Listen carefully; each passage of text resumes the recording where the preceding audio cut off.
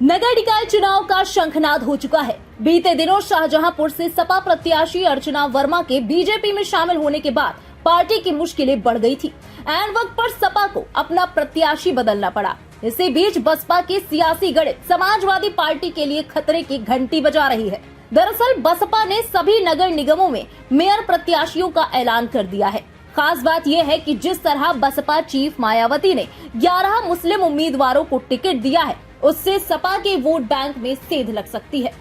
दरअसल मायावती ने निकाय चुनाव में मुस्लिम मतदाताओं का मन पढ़ने के लिए बड़ा दांव खेला है। उन्होंने महापौर पद के चुनावी मैदान में 17 में से 11 मुस्लिम उम्मीदवारों को मैदान में उतार दिया है।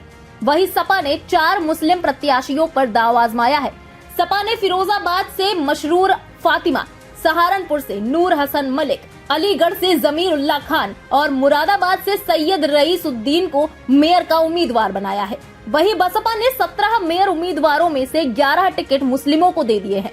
पार्टी ने पहले चरण की 10 सीटों पर उम्मीदवार का ऐलान किया था, जिनमें से 6 प्रत्याशी मुस्लिम उतारे थे। इसके बाद दूसरे चरण के 7 उम्मीदवारों में से 5 मुस्लिमों को टिकट दिया गया है। बीएसपी ने अलीगढ़ में सपा के मुस्लिम उम्मीदवार के सामने अपना मुस्लिम उम्मीदवार उतारा है। इसके साथ ही मेरठ, शाहजहांपुर, गाजियाबाद, अलीगढ़, बरेली से भी मुस्लिम प्रत्याशियों पर दांव लगाया है। गौरतलब है कि हमेशा से बसपा का कोर वोट बैंक दलित मुस्लिम गठजोड़ रहा है। हालांकि बीते विधानसभा चुनाव में मुस्लिम वोट सपा के पक्ष में था।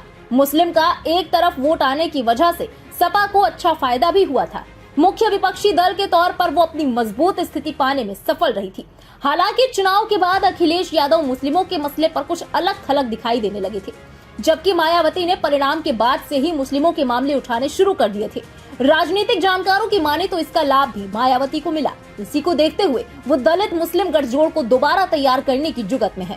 इससे इतर सपा प्रमुख अखिलेश यादव लगातार बसपा के परंपरागत दलित वोट बैंक में सेंध लगाने की कोशिश में लगे हैं, जिसके तहत उन्होंने रायबरेली में न केवल बसपा संस्थापक कांची राम की प्रतिमा का अनावरण किया, बल्कि कुछ दलित नेताओं की जयंती भी मनाई, जिसे बसपा ने गंभीरता से लिया और निकाय चुनाव में मुस्लिम प्रत्याशियों पर दांव खेल दिया।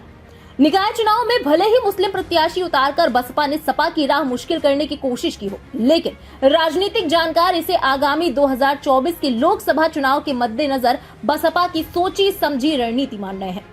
पिछले लोकसभा चुनाव में मायावती ने सपा के साथ गठबंधन करके लड़ा था।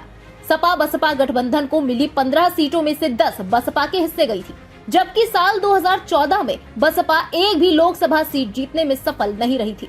फिलहाल बसपा का ये प्लान चुनाव में कितना काम आता है, ये तो आने वाला वक्त ही बताएगा।